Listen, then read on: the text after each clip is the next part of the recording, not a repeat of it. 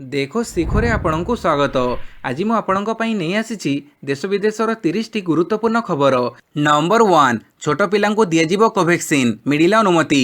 ଜାଇଡସ୍ କାଢ଼ିଲା ପରେ ଛୋଟ ପିଲାଙ୍କୁ କୋଭିଡ୍ ବିରୋଧରେ ଟିକାକରଣ ପାଇଁ କୋଭ୍ୟାକ୍ସିନ୍କୁ ଅନୁମତି ମିଳିଛି। ଆଜି 2ରୁ 18 ବର୍ଷ ବର୍ଗରେ ଥିବା ପିଲାମାନଙ୍କୁ କୋଭ୍ୟାକ୍ସିନ୍ ଟିକାର ଡୋଜ୍ ଦେବାକୁ subject expert panel green signal ଦେଇଛନ୍ତି। ପୂର୍ବରୁ ଜାଇଡସ୍ କାଢ଼ିଲା ପ୍ରସ୍ତୁତ କରିଥିବା ଟିକାକୁ କେବଳ 12 କିମ୍ବା ତାଠୁ ଅଧିକ ବୟସ୍କଙ୍କୁ ପ୍ରଦାନ କରିବାକୁ ଅନୁମତି ମିଳିଥିଲା। ହେଲେ କୋଭ୍ୟାକ୍ସିନ୍ ଦେଶର ପ୍ରଥମ ଟିକା ଭାବେ 2ରୁ 18 ବର୍ଷ ବର୍ଗର ପିଲାମାନଙ୍କୁ ଦିଆଯିବ।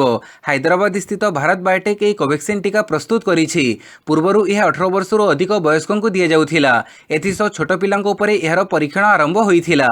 ନମ୍ବର 2, ପୌର ନିର୍ବାଚନ ବାଟ ଫିଟିଲା, ଜାରି ହେଲା ଗେଜେଟ୍ ବିଜ୍ଞପ୍ତି। ପୌର ନିର୍ବାଚନ ନେଇ ବାଟ ପରିଷ୍କାର। ପୌର ଆଇନରେ ସଂଶୋଧନକୁ ଗତ ସପ୍ତାହରେ ରାଜ୍ୟପାଳ ପ୍ରଫେସର ଗଣେଶୀଲାଲ ଅନୁମୋଦନ ଦେଇଥିଲେ। ଏହାପରେ ଆଇନ ବିଭାଗ ପକ୍ଷରୁ ଗେଜେଟ୍ ନୋଟିସ୍ ଜାରି ହୋଇଛି। ଏହି ଆଇନ ଅନୁସାରେ ପୌର ନିର୍ବାଚନରେ ସଂରକ୍ଷଣକୁ ସର୍ବାଧିକ 50% ମଧ୍ୟରେ ସୀମିତ ରଖାଯିବ। ଗେଜେଟ୍ ବିଜ୍ଞପ୍ତି ପରେ ଏବେ ନଗର ଉନ୍ନୟନ ବିଭାଗ କେବେ ପୌର ନିର୍ବାଚନ ପାଇଁ ପ୍ରକ୍ରିୟା ଘୋଷଣା କରିବ ତା ଉପରେ ସବୁ ରାଜନୈତିକ ଦଳଙ୍କର ନଜର ରହିଛି। ପୌର ନିର୍ବାଚନରେ ୱାର୍ଡ ପୁନର୍ଗଠନ ସହ ସଂରକ୍ଷଣ କରାଯିବ। ଏଥିପାଇଁ 2ରୁ 3 ମାସ ସମୟ ଲାଗିପାରେ। ଆଗକୁ ପଞ୍ଚାୟତ ନିର୍ବାଚନ ରହିଛି। ପଞ୍ଚାୟତ ଭୋଟ ଉପରେ ସରକାର ଫୋକସ୍ କରୁଛନ୍ତି। ତେଣୁ ଆଶା କରାଯାଉଛି କମ୍ ସମୟ ଭିତରେ ପୌର ନିର୍ବାଚନ କରିବା ସମ୍ଭବ ହୋଇନପାରେ। ଆସନ୍ତା ବର୍ଷ ଜୁନ୍ ବେଳକୁ ହୋଇପାରେ ପୌର ନିର୍ବାଚନ।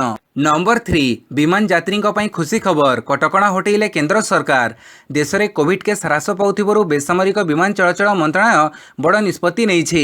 କୋଭିଡ୍ ମହାମାରୀ ଯୋଗୁଁ ବିମାନରେ ଯାତ୍ରୀ ଚଳାଚଳକୁ ନେଇଥିବା କଟକଣାକୁ ହଟେଇ ଦେଇଛି ମନ୍ତ୍ରଣାଳୟ। 18ରୁ ସମସ୍ତ ଘରୋଇ ବିମାନ ନିଜର କ୍ଷମତା ଅନୁଯାୟୀ ଯାତ୍ରୀଙ୍କୁ ନେଇପାରିବେ। କୋଭିଡ୍ ଯୋଗୁଁ ଘରୋଇ ବିମାନ ପାଇଁ 85% କଟକଣା ଲାଗୁ ହୋଇଥିଲା। ତେବେ ଅକ୍ଟୋବର 18ରୁ ଏହି କଟକଣା ରହିବ ନାହିଁ ବୋଲି ମନ୍ତ୍ରଣାଳୟ ପକ୍ଷରୁ କୁହାଯାଇଛି। ଘରୋଇ ବିମାନଗୁଡ଼ିକ ସେମାନଙ୍କ କ୍ଷମତା ଅନୁଯାୟୀ ଯାତ୍ରୀ ନେଇପାରିବେ ବୋଲି କୁହାଯାଇଛି। ନମ୍ବର 4, ଯୁକ୍ତ 2 ଦ୍ୱିତୀୟ ପର୍ଯ୍ୟାୟ ନାମଲେଖା ପ୍ରକ୍ରିୟା ଆରମ୍ଭ। 2021-22 ଶିକ୍ଷାବର୍ଷରେ ଯୁକ୍ତ 2 କଲେଜ ତଥା ଉଚ୍ଚ ମାଧ୍ୟମିକ ବିଦ୍ୟାଳୟଗୁଡ଼ିକର କଳା, ବିଜ୍ଞାନ, ବାଣିଜ୍ୟ, ଧନ୍ଦାମୂଳକ ବିଭାଗରେ ଖାଲି ଥିବା ସିଟ୍ ପୂରଣ ପାଇଁ ପୁଣି ଥରେ ନାମଲେଖା ପ୍ରକ୍ରିୟା ଆରମ୍ଭ ହେବ। ଅକ୍ଟୋବର 12 ତଥା ମଙ୍ଗଳବାର ପୂର୍ବାହ୍ନ 11:30ଟାରେ ସାମ୍ସ ୱେବସାଇଟ୍ www.samsodisha.gov.in ରେ କମନ୍ ଆପ୍ଲିକେସନ୍ ଫର୍ମ ଉପଲବ୍ଧ ହେବ। ଆବେଦନ ପାଇଁ ଯୋଗ୍ୟ ଛାତ୍ରଛାତ୍ରୀ 25 ତାରିଖ ପର୍ଯ୍ୟନ୍ତ ଆବେଦନ କରିପାରିବେ ଏବଂ 30ରେ ମେଧା ତାଲିକା ପ୍ରକାଶ ପାଇବ। ଯୋଗ୍ୟ ଛାତ୍ରଛାତ୍ରୀଙ୍କ ନାମଲେଖା ନଭେମ୍ବର 1ରୁ 3 ମଧ୍ୟରେ ଅନୁଷ୍ଠିତ ହେବ। ନାମ ଲେଖାଇଥିବା ଛାତ୍ରଛାତ୍ରୀଙ୍କ ଡାଟା ଅପଡେସନ୍ ନଭେମ୍ବର 5 ସୁଦ୍ଧା କରାଯିବ। 9 ତାରିଖରେ ସ୍ପଟ୍ ନାମଲେଖା ଲାଗି ମେଧା ତାଲିକା ପ୍ରକାଶ ପାଇବ। ଛାତ୍ରଛାତ୍ରୀ 9 ଓ 10 ତାରିଖରେ ନାମ ପଞ୍ଜୀକରଣ କରିବେ ଏବଂ 11 ତାରିଖରେ ସ୍ପଟ୍ ନାମଲେଖା ପାଇଁ ଚୂଡ଼ାନ୍ତ ତାଲିକା ପ୍ରକାଶ ପାଇବ। ନଭେମ୍ବର 11-12ରେ ଯୋଗ୍ୟ ଛାତ୍ରଛାତ୍ରୀଙ୍କ ସ୍ପଟ୍ ନାମଲେଖା ଅନୁଷ୍ଠିତ ହେବ। ପାଣିପାଗ ସୂଚନା, ସକ୍ରିୟ ହେଉଛି ଘୂର୍ଣ୍ଣିବଳୟ, ଆଜି ଲଘୁଚାପ ବର୍ଷା ସମ୍ଭାବନା। ରାଜ୍ୟରେ ବର୍ଷାର ପରିମାଣ ବୃଦ୍ଧି ପାଇବ। ସକ୍ରିୟ ହେବାରେ ଲାଗିଛି ଘୂର୍ଣ୍ଣିବଳୟ। ଏହାର ପ୍ରଭାବରେ ଆଜି ଲଘୁଚାପ ବର୍ଷା ସମ୍ଭାବନା। ଉତ୍ତର ଆଣ୍ଡାମାନ ସାଗରରେ ସୃଷ୍ଟି ହୋଇଥିବା ଘୂର୍ଣ୍ଣିବଳୟ ଆଜିଠାରୁ ଲଘୁଚାପରେ ପରିଣତ ହେବାର ସମ୍ଭାବନା ରହିଛି। ଏହାର ପ୍ରଭାବରେ ଅନେକ ଅଞ୍ଚଳରେ ବର୍ଷା ଜାରି ରହିବ। 16 ତାରିଖ ଆଡ଼କୁ ଏହା ଉତ୍ତର ପଶ୍ଚିମ ଦିଗରେ ଗତି କରି ଉତ୍ତର ଆନ୍ଧ୍ରପ୍ରଦେଶ ଏବଂ ଓଡ଼ିଶା ଉପକୂଳରେ ସ୍ଥଳଭାଗ ଛୁଇଁବ ବୋଲି ପୂର୍ବାନୁମାନ କରିଛି ଆଞ୍ଚଳିକ ପାଣିପାଗ ବିଭାଗ।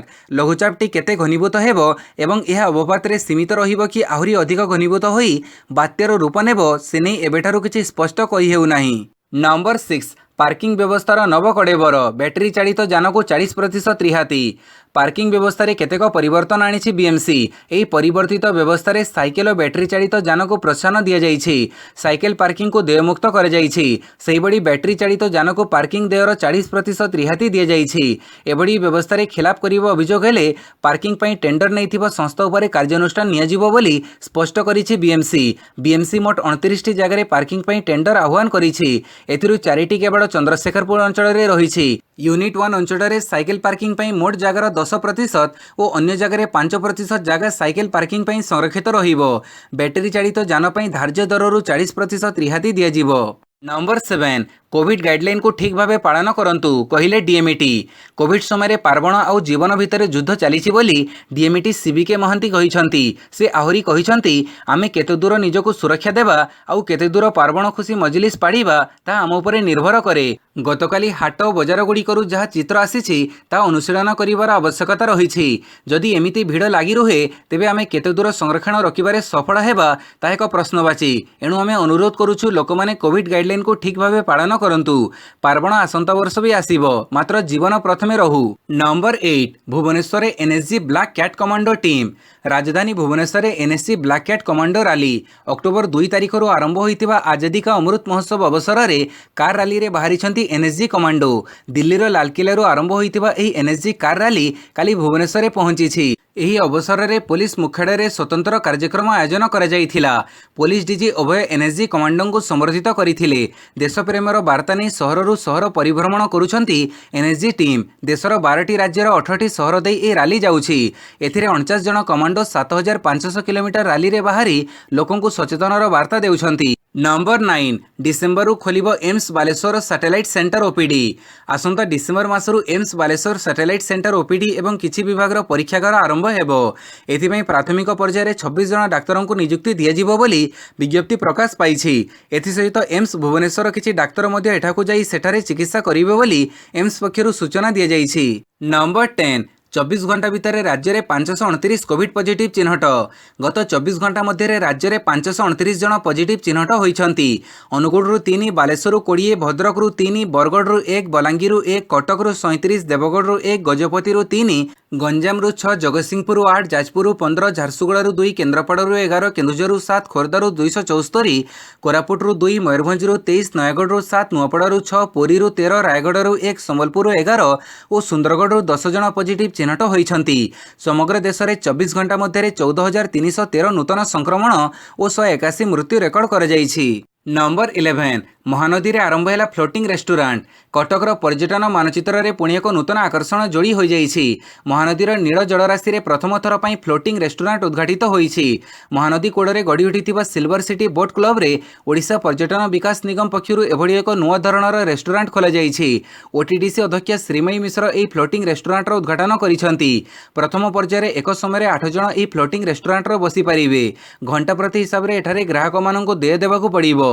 ए रेस्टोरेंट उपरे सोलार पैनल रही एवं एलईडी लाइट रे एहाको सुसज्जित करा जाइछि। नंबर 12 केंद्र राष्ट्रमंत्री को असहयोगर चेतावनी देला ओएएस संघ। केंद्र जलशक्ति आदिवासी व्यापार राष्ट्रमंत्री विशेष टुडू आचरण को निंदा करने सह कड़ा ब्याज पिंधि ओडिशा प्रशासनिक सेवा संघ प्रतिवाद जनइछि। या सहित भविष्य में केन्द्रमंत्री को सहयोग कराजिबो नाही बोली ओएएस संघ चेतावनी देइछि।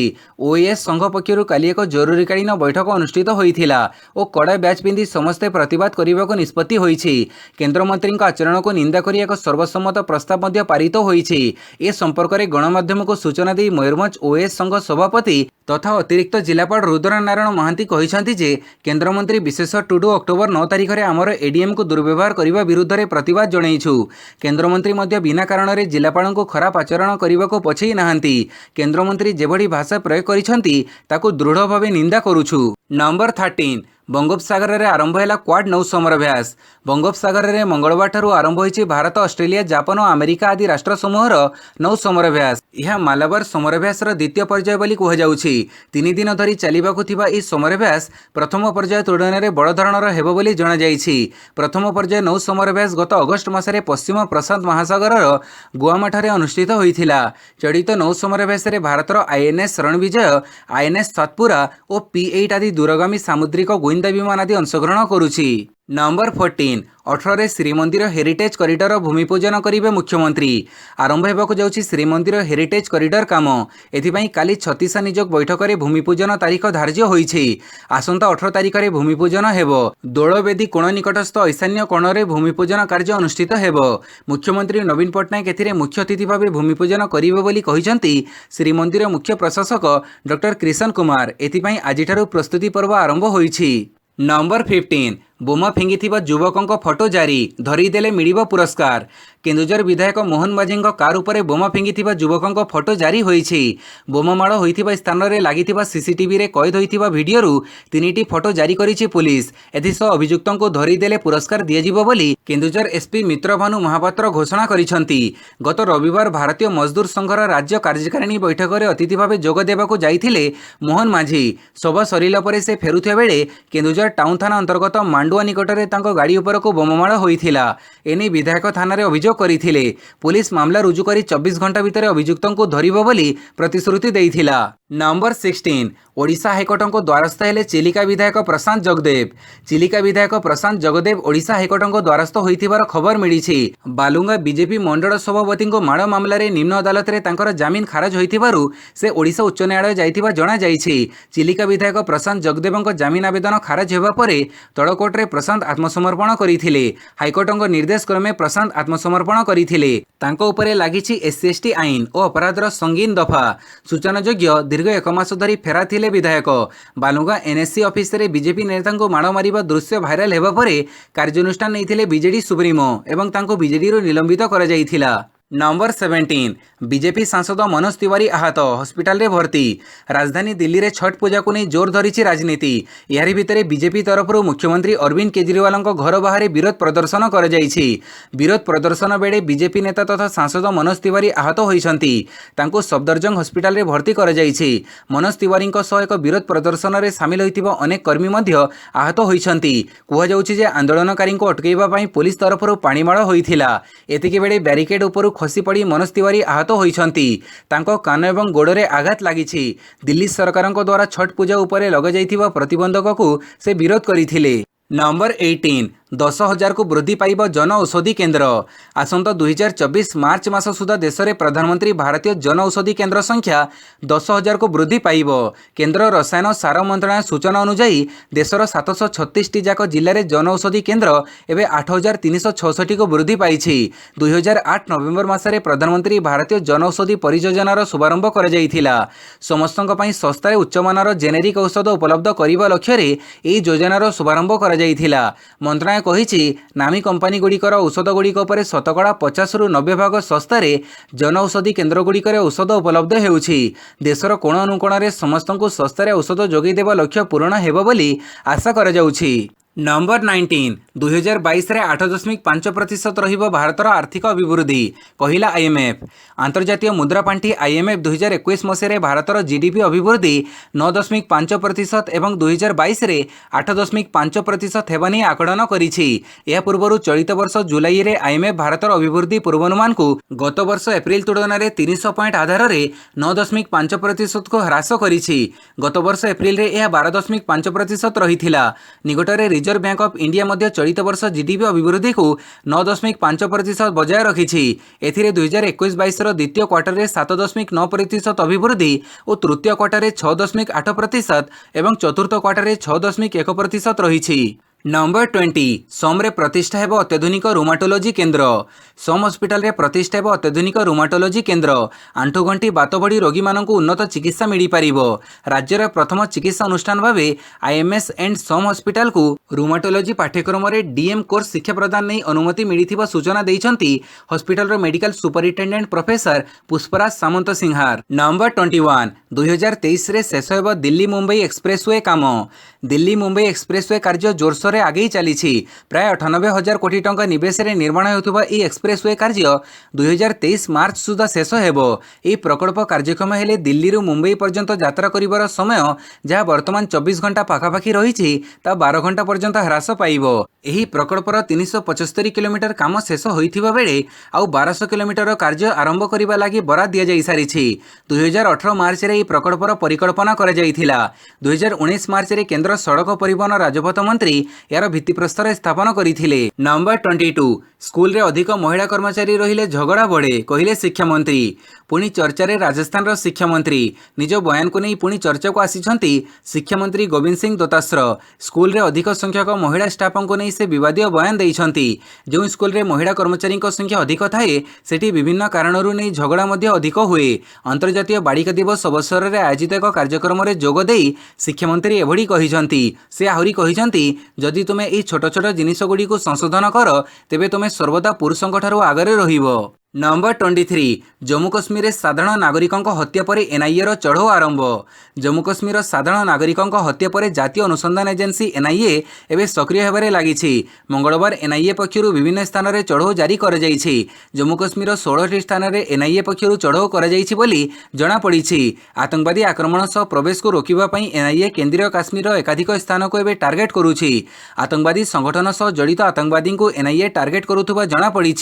सोमवार दिन सुरक्षा बाहिनी सह होइतिबा एनकाउंटर रे जणे आतंकवादी मृत्यु घटी। नंबर 24 भुवनेश्वर संगीन हो पारे कोविड अधिक कटकणा पई सुपारिश। राजधानी भुवनेश्वर कोविड-19 संक्रमण थमिबार ना धरुनी। सरकार गाइडलाइन और नाइट कर्फ्यू सत्वे अक्टोबर मासरे संक्रमण हार राजधानी भुवनेश्वर चिंताजनक भाव बढ़िबारे लागिथिबा बेले दशहरा पूजारे यह अधिक संगीन हो पारे बोली आशंका करा जाउछि। सरकार मध्य एने चिंता व्यक्त करबा सह पार्वण आसंत वर्ष भी आसीबो, मात्र जीवन प्रथमे रहू बोली कही लोकंकु सतर्क रहिबाकु परामर्श दैछंती। या सहित भुवनेश्वर अधिक कटकणा लागू पई सरकार को स्वास्थ्य विभाग सुपारिश करिछि। नंबर 25 ममता बनर्जी सरकारी ऑफिस रे लागिला निया। पश्चिमबंग मुख्यमंत्री ममता बनर्जी सरकारी ऑफिस रे काली हठात निया लगी जाइछि। बेंगल सचिवालयर 14तम महला रे थिबा ममता ऑफिस रे अग्निकांड घटिथिबा खबर मिलिछि। नवान्न रे काम करुथिबा कर्मचारी माने ही प्रथमे 14तम महलारू धुआं बाहरुथिबार देखिबाकू पाइथिले। या परे सेमाने तुरंत अग्निशम बाहिनी और राज्य विपर्यय परिचालना विभाग को खबर देइथिले। अग्निशम कर्मचारी माने घटनास्थल रे पहुंची निया को आयत्त करिथिले। दुर्गा पूजा जोगु राज्य सचिवालय बंद रहिछि। अग्निकांड बेले कौनसी कर्मचारी यह मध्य नथिले, तेणु घटना रे केही भी मृताहत होई नाहंती। नंबर 26 कोलकाता क्वालिफायर 2 रे आरसीबी रो विदाय। चलित आईपीएल रे क्वालिफायर 2 रे प्रवेश करिछि कोलकाता नाइट राइडर्स। सोमवार एलिमिनेटर मुकाबला रे रॉयल चैलेंजर्स बेंगलोर को 4 विकेट रे कोलकाता परास्त करिछि। प्रथमे बैटिंग करी ओपनर उपयोगी जगदान बड़े आरसीबी 7 विकेट रे 138 रन करिथिला। परे 2टी बॉल बाकी थाउ 6 विकेट हरई कोलकाता विजयी होइथिला। एही पराजय सह विराट कोहली दल आरसीबी विदाय नैछि। बुधवार दिल्ली कैपिटल्स विपक्ष रे कोलकाता क्वालिफायर्स 2 मैच खेलिबो, जार विजेता चेन्नई सुपर किंग्स विपक्ष रे शुक्रवार फाइनल खेलिबो। नंबर 27 न्यूजीलैंड सीरीज पूर्व टीम इंडिया को मिलिबे नुआ कोच। भारतीय क्रिकेट कंट्रोल बोर्ड नुआ कोच खोजिबा आरंभ कर वर्तमान मुख्य कोच रवि शास्त्री कार्यकाल टी20 विश्वकप पर समाप्त होगाकू जाउछि। तेणु चलित सप्ताह शेष सुधा नुआ कोच एवं सपोर्ट स्टाफों विज्ञप्ति प्रकाश करिपारे बोर्ड। बोर्डर जड़े वरिष्ठ अधिकारी अनुजाई टी20 विश्वकप पर न्यूजीलैंड विपक्ष में आम सीरीज खेलू। या पूर्व आम नुआ कोच एवं सपोर्ट स्टाफ खोजी देइथिबु। आम पूर्व टीम इंडिया पई प्रशिक्षक हेबाकू थिबा शर्त एवं जरूरी योग्यता धार्य कर सारिछु। नंबर 28 सेंचुरियन विश्वविद्यालय पक्षरु महिला क्रिकेट दल को संबर्धना। काली सेंचुरियन विश्वविद्यालय पक्षरु 3 जण अंतर्जातीय महिला क्रिकेट खेलाड़ी एवं राज्य वरिष्ठ खेलाड़ी को सम्मानित कर जाइछि। अनुष्ठित कार्यक्रम में विश्वविद्यालय कुलपति प्रोफेसर सुप्रिया पट्टनायक मुख्य अतिथि भाव जोग देइथिले। संबर्धित खेलाड़ी सह आलोचना करने सह पुरुष प्रधान समाज रे क्रीड़ा आदि क्षेत्र में महिला आगे आसिबा एक उल्लेखनीय सामाजिक परिवर्तन बोली कहिथिले। नंबर 29 मेंटर भूमिका पई कौनसी पारिश्रमिक नेबेनी धोनी। टी20 विश्वकप पई महेंद्र सिंह धोनी को भारतर मेंटर करा जाइछि। तांको अभिज्ञता दल को फायदा रे रखिबो बोली आशा करी बीसीसीआई ए दायित्व प्रदान करिछि। धोनी ए बाबद को कौनसी पारिश्रमिक नेबे नाही बोली बीसीसीआई सेक्रेटरी जय शाह स्पष्ट करिसंती। 17 अक्टोबर ओमान एवं यूएई रे टी20 विश्वकप आरंभ हेबो। धोनी गत वर्ष अगस्त 15 रे अंतर्जातीय क्रिकेट को अलविदा कहिथिले। तांको नेतृत्व रे भारत दिनिकिया एवं टी20 विश्वकप जीतिथिबारु यह वर्तमान टीम रो प्रदर्शन स्तर सुधारिबारे सहायक हेबो बोली आशा करा जाउछि। नंबर 30 फिफा 17 वर्षर कम महिला विश्वकप मास्कट इभा उन्मोचित।